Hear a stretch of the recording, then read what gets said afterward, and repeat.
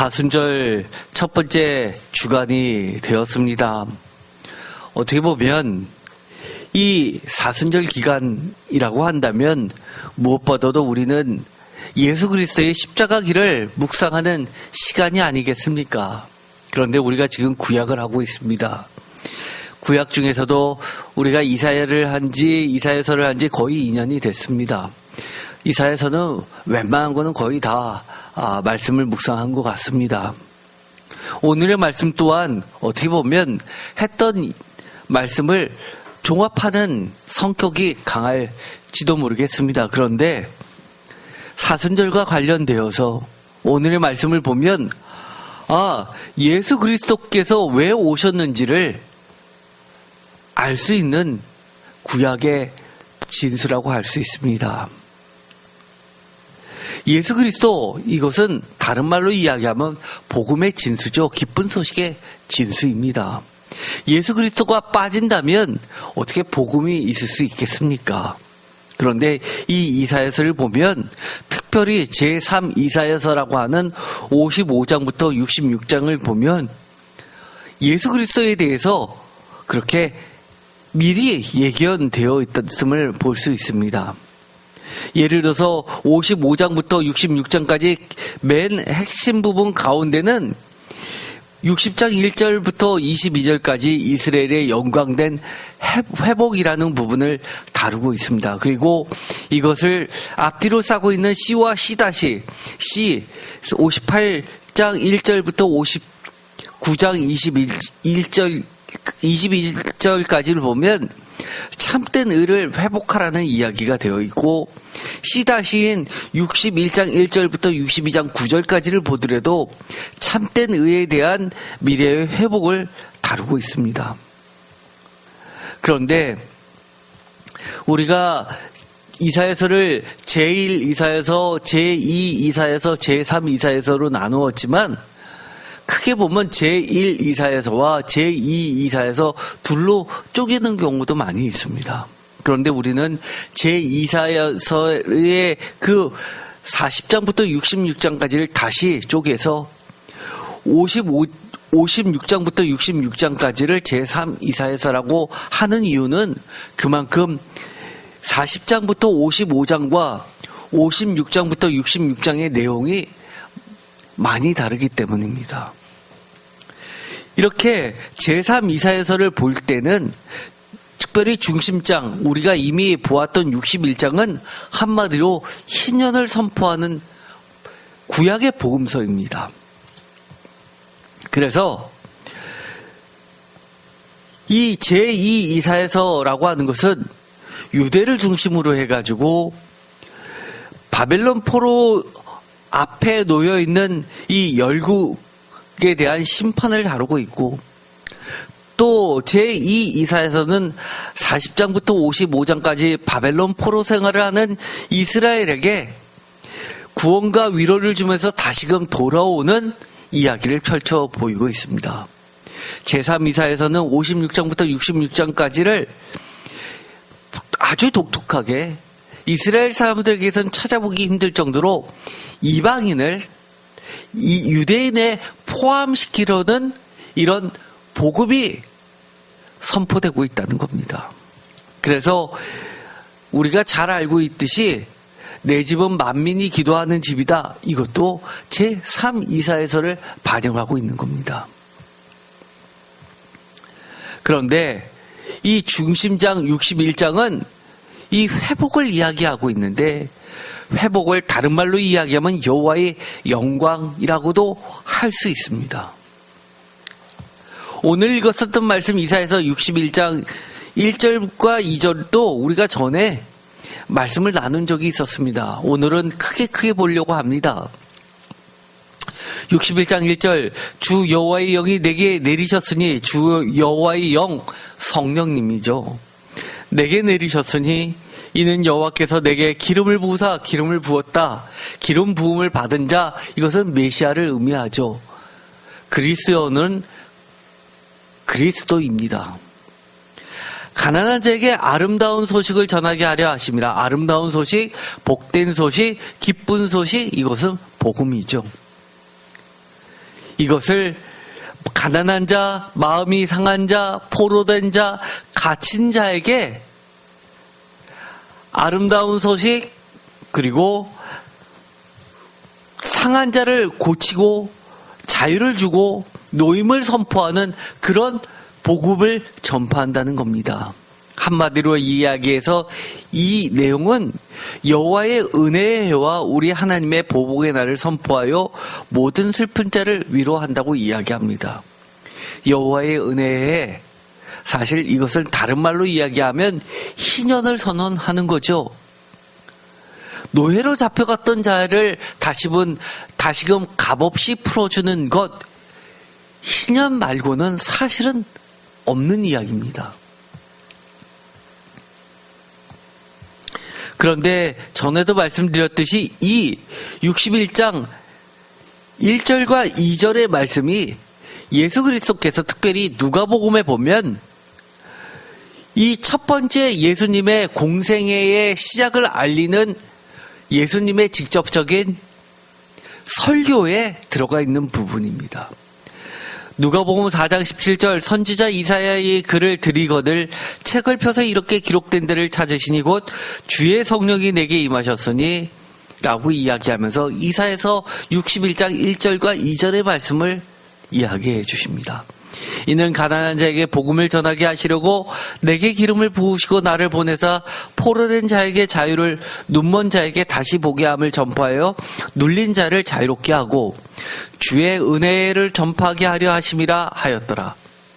여기서 심판의 이야기는 빠져 있죠. 사실 하나님의 보복의 날, 이것이 예수님에 의해서 빠진 것이라고 해가지고 이 구약을 고쳤다라고 이야기하는 사람들은 사실은 이 구약의 본질을 잘 이해하지 못하는 겁니다. 왜냐하면 구약에 있어서 심판과 구원은 동전의 양면입니다. 그렇죠? 복과 화는 같은 이야기라고 제가 늘 말씀을 드렸습니다. 또 이 하나님의 보복의 날, 이것을 구약에서 다른 말로 찾아보면 가장 대표적인 표현이 야훼의 날입니다. 여호와께서 임하시는 날입니다. 여호와께서 임하시는 날은 어떤 날일까요?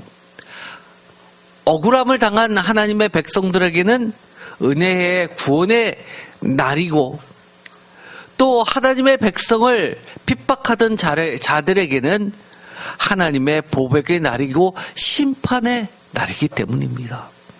그렇기 때문에 주의 은혜의 희년과 다를 바가 없는 말씀입니다. 그러면서 20절 책을 덮어 그 맡은 자에게 주시고 앉으시니 회당에 있는 자들이 다 주목하여 보더라. 과연 어떤 말씀을, 어떤 설교를, 어떤 강해를 할까? 모두 다 쳐다보는 듯합니다. 그런데 주님께서 설교를, 공생의 첫 설교를 이렇게 하십니다. 물론 마태복음과 마가복음과 누가복음의 첫 설교는 다르게 나오는 거 알고 계시죠? 예를 들어서 마태복음 같은 것은 이렇게 나와 있습니다. 천국이 가까웠느니 회개하라. 여기서 21절에 누가복음은 이렇게 이야기합니다. 이사야서를 가지고 이에 예수께서 그들에게 말씀하시되, 다 같이 읽겠습니다. 이 글이 오늘 너희 귀에 응하였느니라 하시니. 아멘. 이게 예수님의 설교 다입니다. 너무 어이가 없으십니까? 여러분이 예수님이 이곳에 오셨습니다. 정말 궁금하죠? 과연 어떤 말씀을, 어떤 설교를 하실까? 21절 주님께서 설교를 시작하셨는데 오늘 너희 귀에 응하였느니라 라고 하고 끝을 맺습니다. 여러분의 반응은 어떨까요? 사람들이 이렇게 이야기합니다. 22절 그들이 다 그를 증언하고 그 입으로 나오는 바 은혜로운 말을 놀랍게 여겨 이르되 이 사람이 요셉의 아들이 아니냐. 어떤 사람은 그렇게 이야기하죠. 역시 설교는 짧을수록 좋다고. 이렇게 간단하니까 은혜롭다고 이야기하지. 우스개 농담이죠. 왜 은혜로운 말이라고 했을까요? 이것은 그들이 가장 듣고 싶어 하던 말이었기 때문입니다. 예수님이 오시던 그때 로마의 억압을 받으면서 많은 이들이 자유를 갈망하고 있었습니다. 희년을 선포하기를 바라고 있었습니다. 그런데 오늘 너희 귀에 응하였다라는 그 선언이야말로 마치 이거는 아마 정확하게 대응은 되지 않겠지만 짐작은 갈 수 있을 겁니다. 예를 들어서 이런 겁니다. 3.1운동 만세라고 외치는 순간 많은 사람들이 가슴이 뭉클했죠. 많은 말이 필요 없습니다. 대한독립 만세.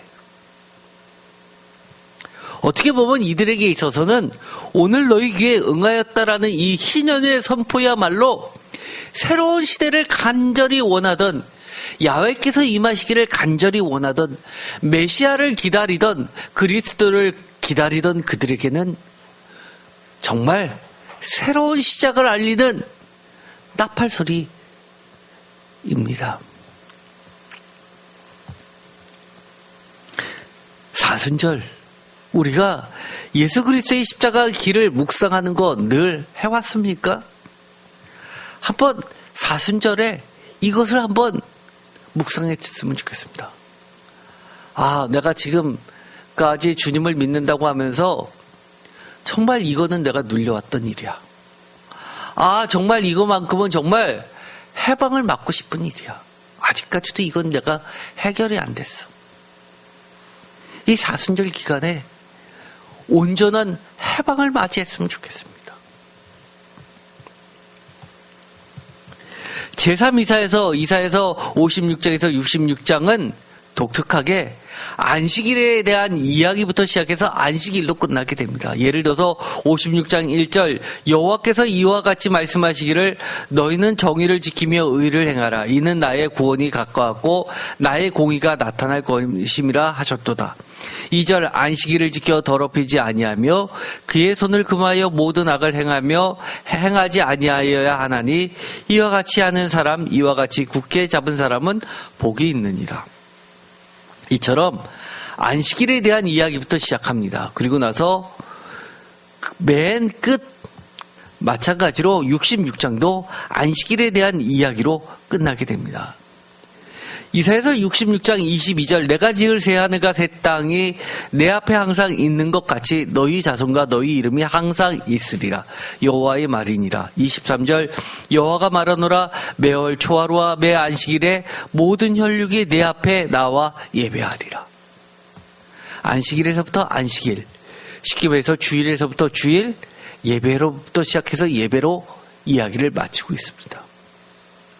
즉 삶의 예배, 안식일에서부터 시작해서 참된 예배로 끝난다는 이야기입니다. 예배가 뭡니까?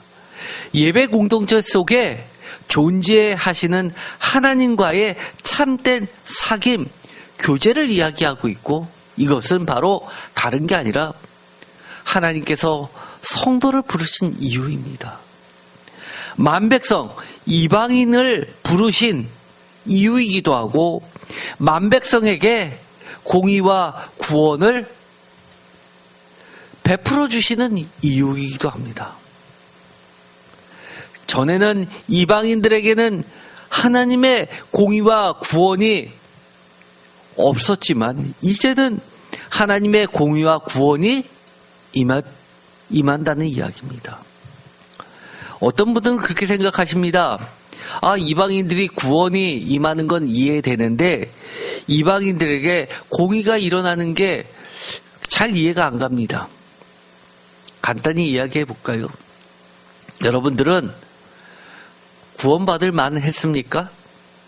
여러분 자신을 돌이켜보면 여러분들은 모두 다 하나님으로부터 구원받을 만한 충분한 가치가 이미 갖추고 계셨습니까? 저는 제 자신을 보면요. 아니요. 하나님께서 구원 안 시켜주셔도 할 말이 없는 사람입니다. 그런데요. 조건 없이 구원해 주셨습니다. 조건 없음이 하나님의 가장 강력한 공의입니다. 어떤 분들은 그렇게 이야기하죠. 아유, 너무 불공평하잖아요.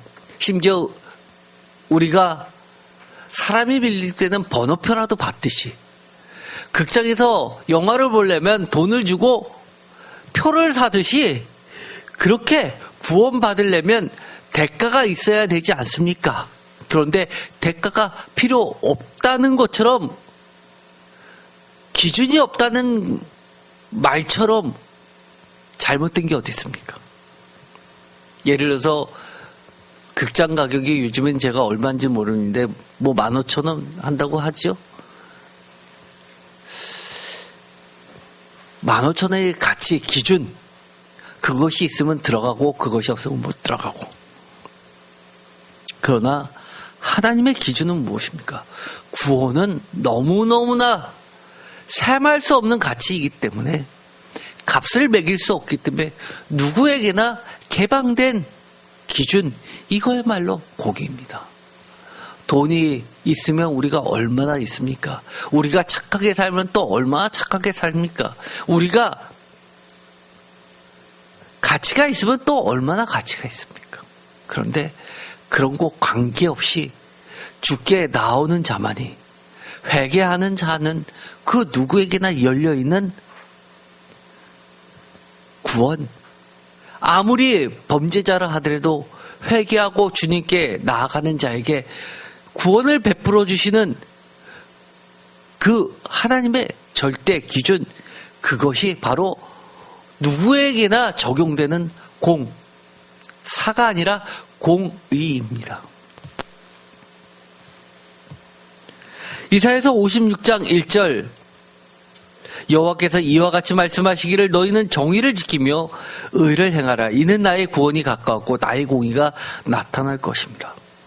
정의를 지키고 의를 행해야 되는 사람들에게 야훼께서 임하셨을 때 심판을 면한다고만 생각했던 그들에게 정의와 의하고는 거리가 멀지만 그래도 부족하지만 하나님의 말씀과 하나님의 구원을 간절히 사모하는 이들에게 그 구원의 길을 허락해 주시는 그 공의,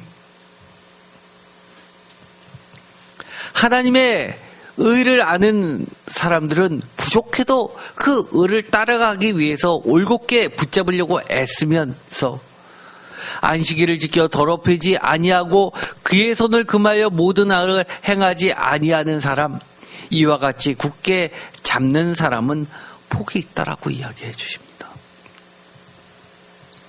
만약에요,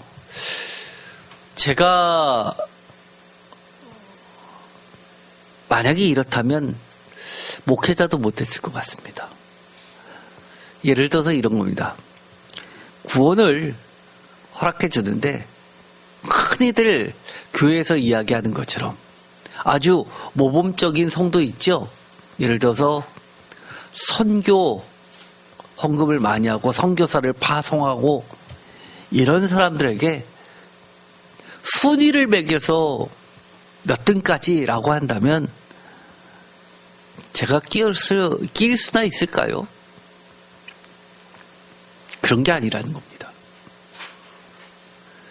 많은 성도들이 어떻습니까? 사실은요, 나도 저렇게 선교하고 싶지만 못하는 겁니다.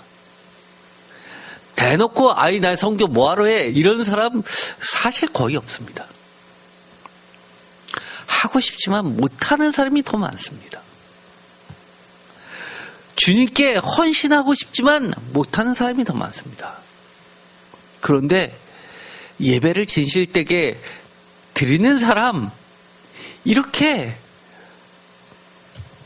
하나님이 이야기하시니까 마음이 편합니다. 누구나 예배는 진실되게 드릴 수 있잖아요.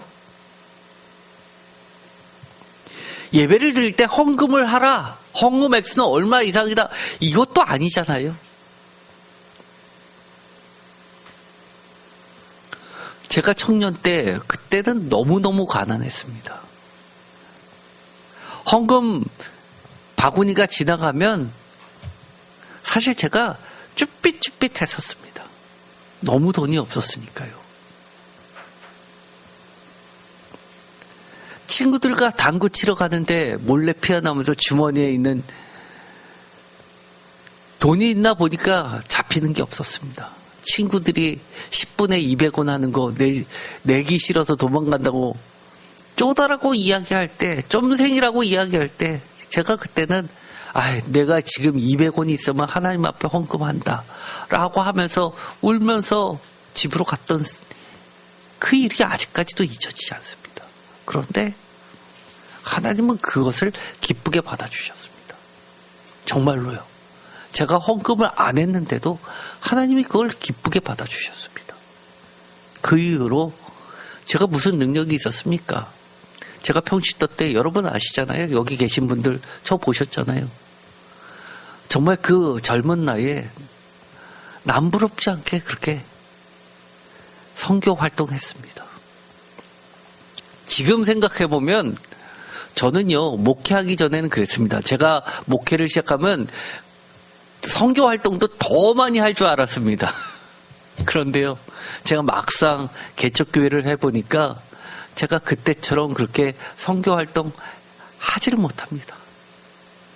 그런데도요, 하나님은 저 불쌍히 여겨주셔서 평생에 그렇게 원 없이, 정말 원 없이 선교 활동할 수 있게끔 은혜 주셨었습니다.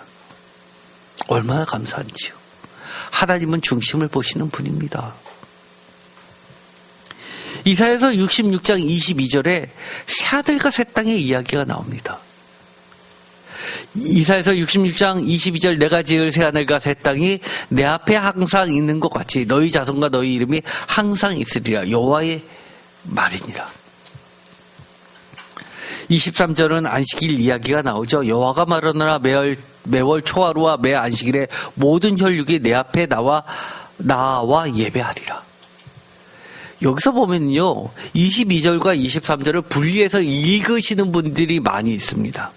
예를 들어서 23절은 안식일 얘기로 이야기를 하고요, 22절은 새하늘과 새 땅이 나오니까 종말론적으로만 읽습니다. 그런데 사실은요, 22절과 23절을 같이 읽으면 어떤 의미냐 하면요, 차근차근 읽어드리겠습니다. 내가 지을 새하늘과 새 땅이 내 앞에 항상 있는 것 같이. 여기서 뭐가 중심입니까? 새하늘과 새 땅이 중심입니까? 아니면 뭡니까? 하늘과 땅은 뭡니까? 사람들이 고대 때부터 지금까지 없어지지 않는 영원한 것이라고 생각했습니다. 그렇죠? 그런데 이 새 자가 하나 붙는 바람에 종말론적으로 읽습니다. 근데 새하늘과 새 땅이 그것이 중심이 아니라 뭐가 중심입니까? 항상 있는 것 같이. 그렇죠? 여기서 이야기하는 건 그겁니다. 항상 있는 것 같이. 너희 자손과 너희 이름이 항상 있으리라. 어디에?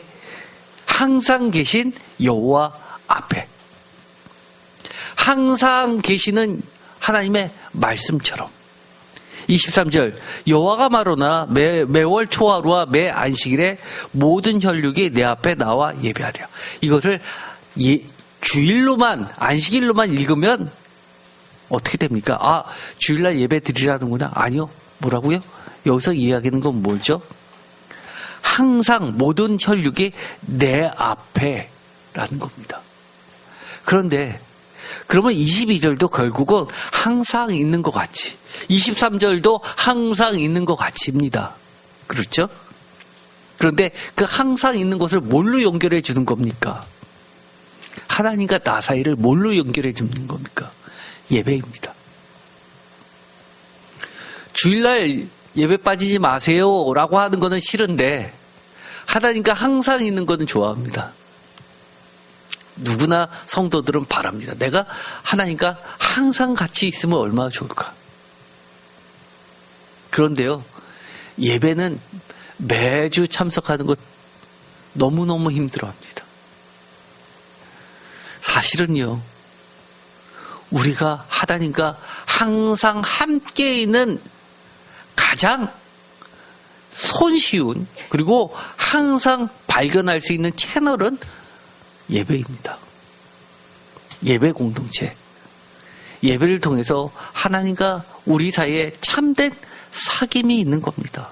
그래서 이 이사야서 66장 22절 새하늘과 새 땅이라는 것은 먼저는 종말론적 세계관을 이야기하죠. 두 번째는 종말이라는 게 뭡니까?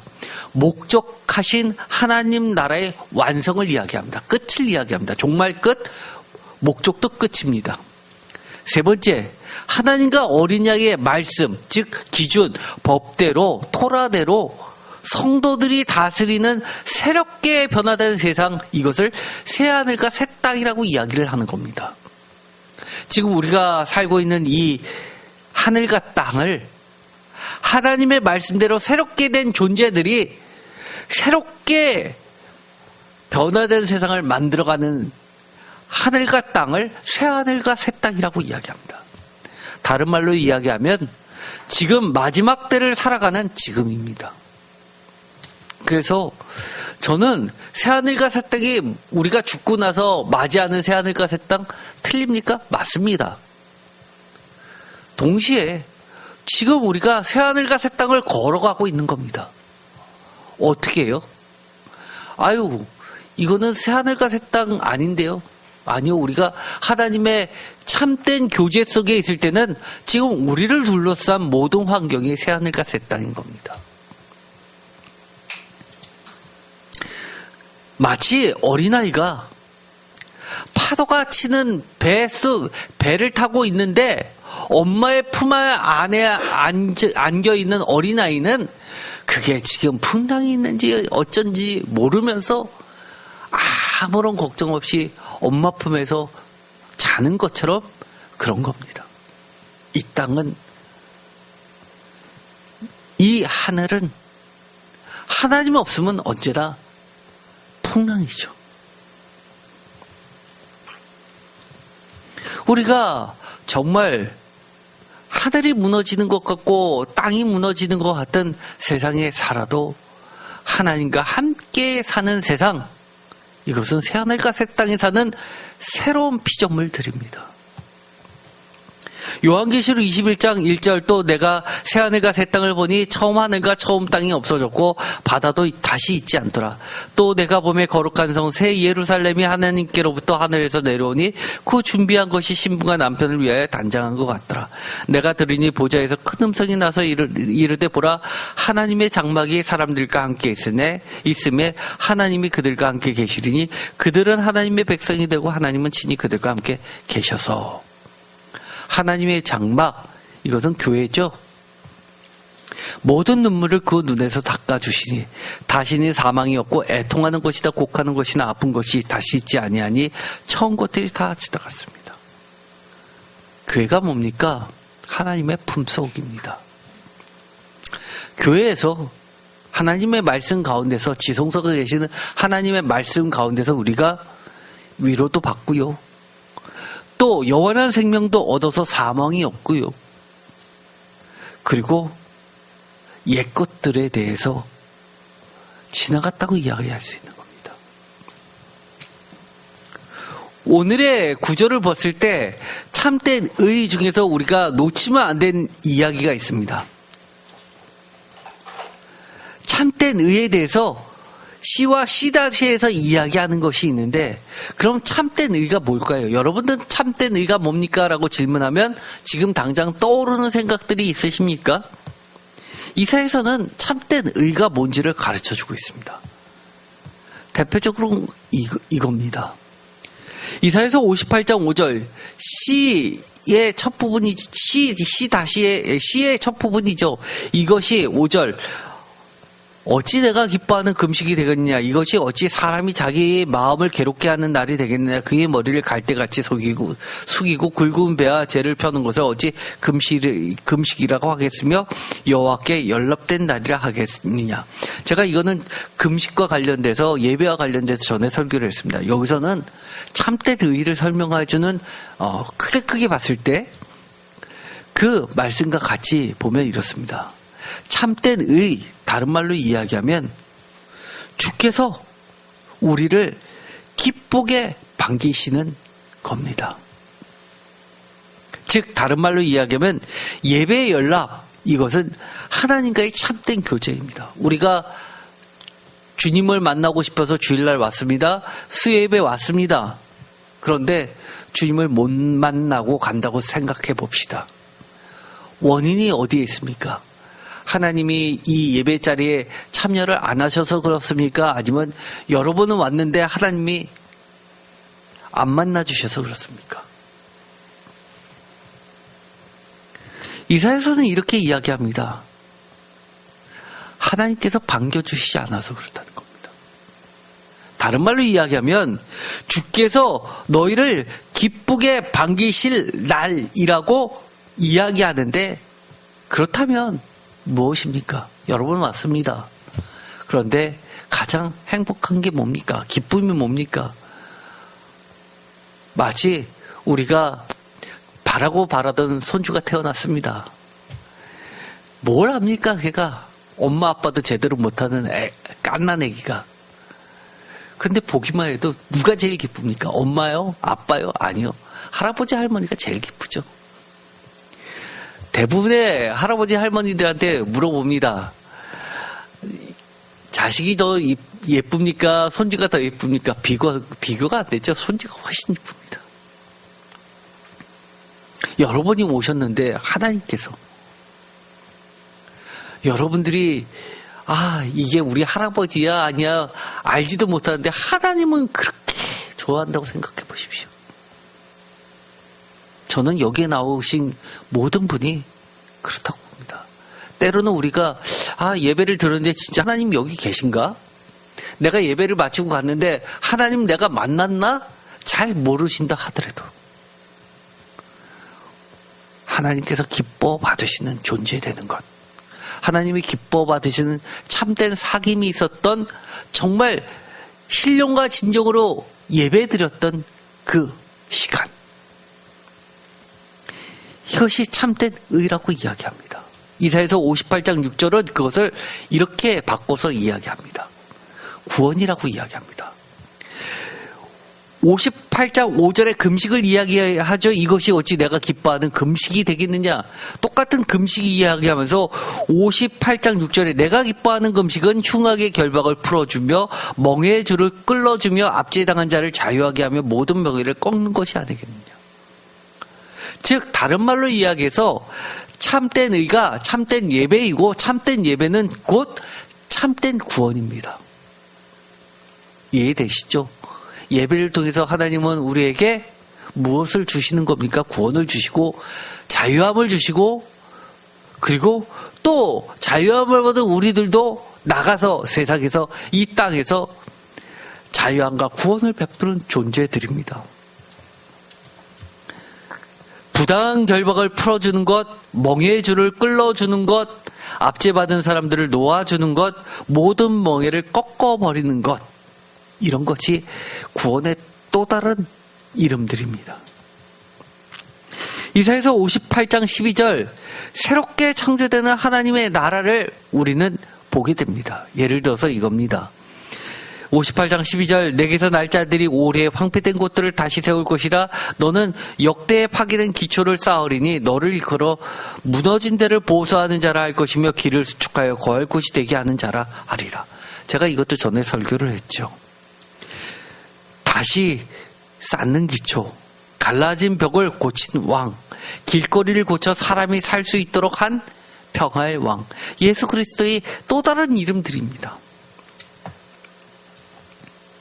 즉 예수 그리스도에 의해서 새롭게 창조되는 하나님의 나라입니다.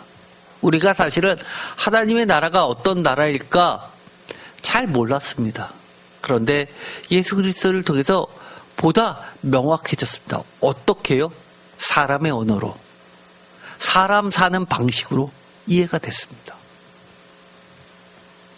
예수님이 제자에게 했던 모습들, 예수님이 이방 사람들에게 베풀어졌던 구원의 은혜들을 통해서 우리가 알게 되는 겁니다. 이사야서 59장 17절, 참된 의, 다르게 표현하고 있습니다. 사실은요, 성경에서 보면 이렇게 대칭 구조로 되어 있는 거의 가장 큰 장점은요, A라는 구절을 읽었는데 잘 이해가 안 가면 A-를 읽으면 A의 또 다른 표현으로서 같은 뜻을 나타내는 A-가 나오게 돼서 그것을 통해서 A의 다 이해하지 못한 부분을 밝히는 겁니다. 59장 17절 공의를 갑옷으로 삼으며 구원을 자기의 머리에 써서 투구로 삼으며 보복을 속옷으로 삼으며 열심을 입어 겉옷으로 삼고 참된 의는 약속의 공의와 구원, 보응과 하나님의 열심, 하나님의 질투심을 나타냅니다. 여기서 옷에 대한 이야기가 많이 나오죠. 하나 기억할 것은 이 열심입니다.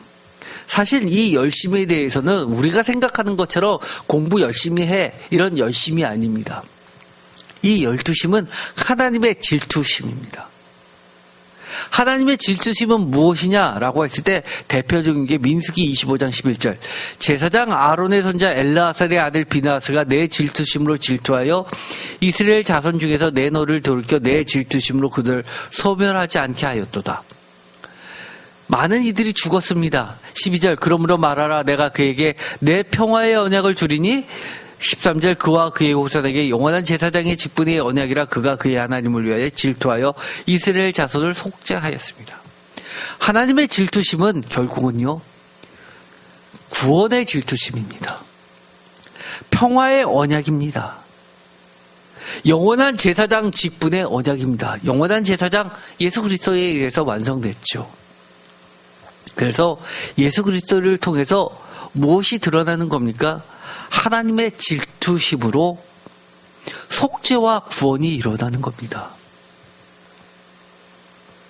영원한 제사장 직분의 언약이라 라고 하면서 그가 그의 하나님을 위하여 질투하여 이스라엘 자손을 속죄하였다. 질투심이 결국은 구원과 속죄로 나아가게 됩니다.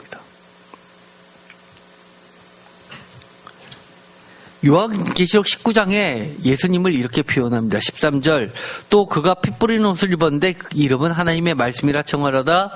19장 15절 그의 입에서 예리한 검이 나오니 그것으로 만국을 치겠고 친히 그들을 철장으로 다스리며 또 친히 하나님과 전능하신 이의 맹렬한 진노의 포도주들을 밟겠고 16절 그 옷과 다리에 이름을 쓴 것이 있으니 만왕의 왕이요 만주의 주라 하더라. 즉 예수님이 어떤 모습으로 나타나죠? 요한계시록에는 질투하시는 하나님의 그 질투로 열국을 다스리는 만주의 주로 나타나게 됩니다.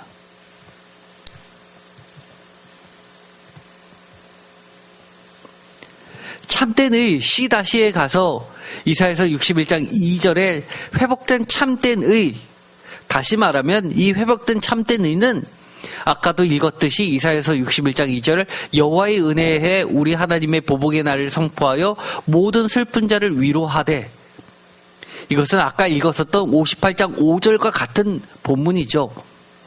여호와께서 연락될 날, 주께서 너희를 기쁘시게 반기실 날. 즉 공통점이 뭘까요? 슬픈 자를 기쁘게 하는 겁니다. 왜 우리의 슬픔이 기쁨으로 바뀌게 됩니까? 하나님께서 우리를 받아주시기 때문입니다. 또 이사야서 61장 1절에 참된 의로 인해 회복될 하나님의 새로운 백성들은 어떤 자들입니까? 전에는 가난한 자, 마음이 상한 자, 포로된 자, 갇힌 자였지만 지금은 아름다운 소식을 받은 자, 마음이 고침을 당한 자, 포로에서 자유를 얻은 자, 그리고 노임을 받은 자들입니다. 이것은 아까 58장 6절의 이야기와 마찬가지입니다. 결박을 풀어주며 줄을 끌어주며 압제당한 자가 자유하게 되며 모든 멍에가 꺾이는 것, 사실 이게 표현만 다를 뿐이지 같은 이야기가 반복되는 겁니다.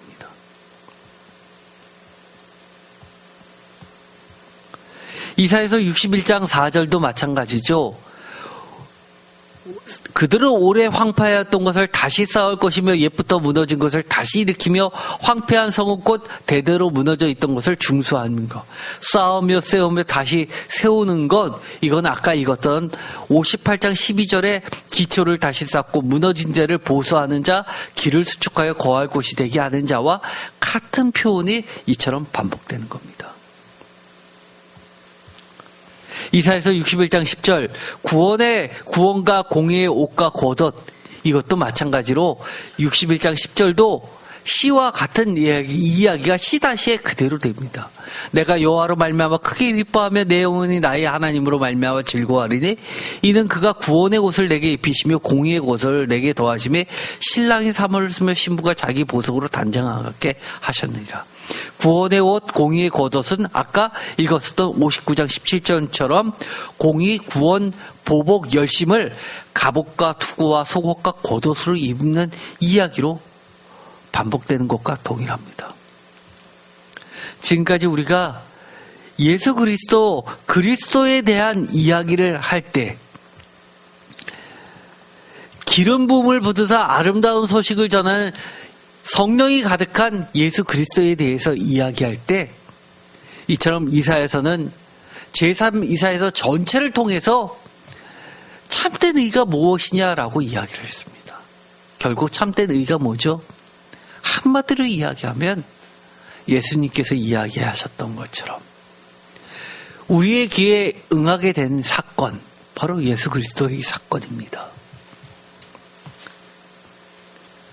참 안타까운 것이 있습니다. 많은 요즘 젊은이들이 예배가 참 짐이 되고 있습니다.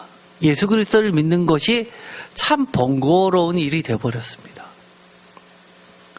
저는요, 이 사순절 기간을 통해서 우리가 먼저 믿은 자라고 자부한다면 내가 예수님을 믿고 정말 나에게 있어서 아름다운 소식이 무엇이었을까? 정말 나에게 있어서 참된 의가 내 삶에 드러난 사건들이 무엇이었을까? 내가 과연 무엇에서 노임을 받았지? 내가 어떤 결박에서 풀려졌지? 어떤 슬픔에서 내가 위로를 받았지? 이런 것들을 묵상하는 시간이 되었으면 좋겠습니다. 그래서 우리들의 언어로 우리 자녀들에게, 그리고 안 믿는 가족들에게, 그리고 가까운 친지들에게, 이웃들에게 예수님을 믿는다는 것, 이것은 정말 복된 소식이야. 정말 우리의 그 지긋지긋한 결박들을 풀어주는 놀라운 사건이야 라고 전하게 되었으면 좋겠습니다. 기도하고 마치겠습니다. 하나님 감사합니다. 예수께서 이 땅에 오셔서 누가복음 4장에 첫 설교를 하실 때 희년을 선포하셨습니다. 우리도 예수님을 통해서 얻게 된 것이 정말 희년인지 돌이켜볼 수 있게 하여 주옵소서. 내가 그동안 묶여 있었던 것이 얼마나 나를 지긋지긋하게 속박하고 있었는데 예수 그리스도를 통해서 진정한 자유를 누렸다고 고백할 수 있게 하여 주옵소서. 예수 그리스도 사건이 그저 머리로서 이렇게 해야지 하는 당연한 문제가 아니라, 그래야만 하는 의무감이 아니라 내 삶 속에서 하나님을 만난 그런 기쁨의 복된 소식이 되게 하여 주옵소서. 예수 그리스도의 이름으로 기도드립니다. 아멘.